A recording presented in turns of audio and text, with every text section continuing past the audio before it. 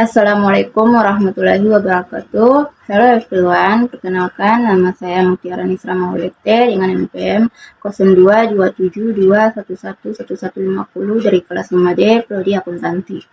Bagi video kali ini saya akan membahas salah satu materi dengan judul ekuitas.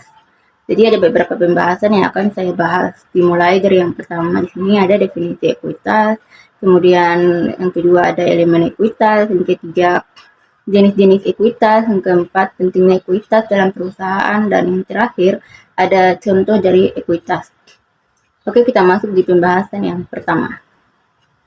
Definisi ekuitas. Ekuitas ini adalah hak pemilik terhadap aset perusahaan setelah dikurangi liabilitas atau kewajiban dalam neraca.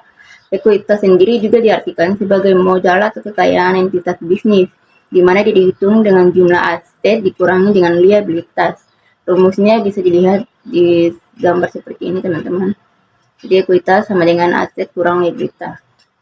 Pada dasarnya, ekuitas juga berasal dari investasi pemilik dan hasil usaha perusahaan. Ekuitas akan mengalami pengurangan terutama dengan adanya penarikan kembali penyertaan oleh pemilik dan pembagian keuntungan atau karena kerugian.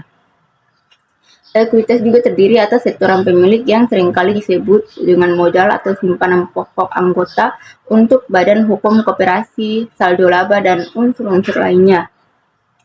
Menurut standar akuntansi keuangan pada tahun 2007 ini, tujuan ekuitas sebagai bagian hak pemilik dalam perusahaan yang dimana dia harus dilaporkan sehingga dapat memberikan informasi mengenai sumbernya secara jelas dan disajikan sesuai dengan peraturan perundang-undangan dan akta pendirian yang berlaku. Kemudian di pembahasan berikutnya yaitu ada elemen ekuitas. Di sini ada 5 elemen ekuitas. Yang pertama itu ada modal disetor. Modal disetor ini adalah jumlah uang yang disetor oleh pemilik atau pemegang saham. Modal disetor ini dibagi ke dalam dua jenis, yaitu modal saham dan agio atau disagio saham. Yang kedua adalah laba tidak dibagi. Artinya laba tidak dibagi atau saldo laba ditahan ini adalah kumpulan laba dari tahun-tahun sebelumnya yang tidak dibagi sebagai dividen. Yang ketiga ada modal penilaian kembali. Maksudnya modal penilaian kembali ini adalah selisih nilai buku lama dengan nilai buku baru. Yang keempat ada modal sumbangan. Modal sumbangan ini adalah modal yang diperoleh perusahaan karena dia memperoleh aset yang berasal dari sumbangan. Yang kelima ada modal lain-lain. Contoh modal lain-lain adalah modal dari cadangan pelunasan, obligasi, dan lain sebagainya yang tidak dikategorikan dalam 4 kategori di atas. Kemudian pembahasan berikutnya ada jenis-jenis ekuitas.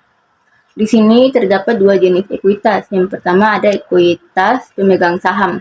Ekuitas pemegang saham ini adalah jumlah nilai aset yang diberikan kepada para pemegang saham terhadap suatu perusahaan setelah dikurangi dengan hutang-hutang atau kewajiban lainnya. Yang kedua ada ekuitas pemilik. Ekuitas pemilik ini adalah besarnya kepemilikan seorang pemilik atas bisnis yang terkait. Ekuitas pemilik juga biasanya berlaku untuk bisnis kecil.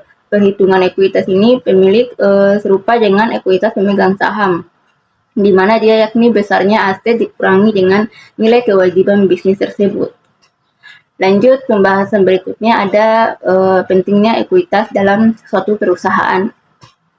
Nilai ekuitas sebuah perusahaan ini dia mencerminkan nilai buku perusahaan tersebut, di mana nilai ini merupakan salah satu faktor yang menentukan harga saham perusahaan tersebut. Namun demikian, tidak jarang kita menemukan harga saham yang lebih tinggi dari nilai ekuitas bersaham terhadap suatu perusahaan.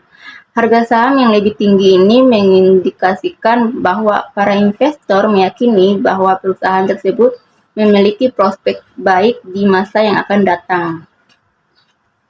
Sehingga saat menjalankan bisnis, seseorang pengusaha ini wajib memahami dasar-dasar ekuitas perusahaan. Dengan begitu, kita dapat mengetahui seberapa besar nilai saham ini dan aset tanpa hutang dan kewajiban yang menunjukkan sehat tidaknya sebuah perusahaan tersebut. Oke, yang terakhir ada contoh ekuitas. Berikut contoh-contoh ekuitas ini berdasarkan pos-pos atau akun-akunnya.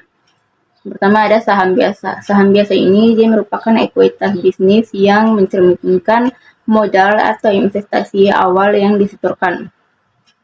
Yang kedua ada saham preferen, di mana dia berbeda dari saham biasa. Pemilik saham preferen ini hanya memiliki sedikit kewajiban dan tidak memiliki hak untuk memilih. Yang ketiga ada saham treasury. Contoh pos ekuitas bisnis yang lain adalah saham treasury. Saham jenis ini digunakan untuk membeli kembali saham-saham dari pemegang saham biasa.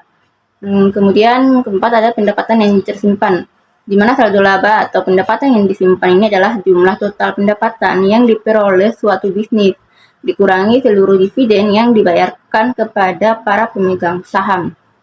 Yang terakhir ada tambahan modal yang dibayarkan. Ekuitas bisnis jenis ini diperoleh dari tambahan investasi yang disetorkan oleh para pemegang saham di luar nilai saham pokok mereka. Sehingga pos ekuitas ini juga disebut sebagai kontribusi surplus yang biasanya jauh lebih tinggi dari pos-pos ekuitas lainnya.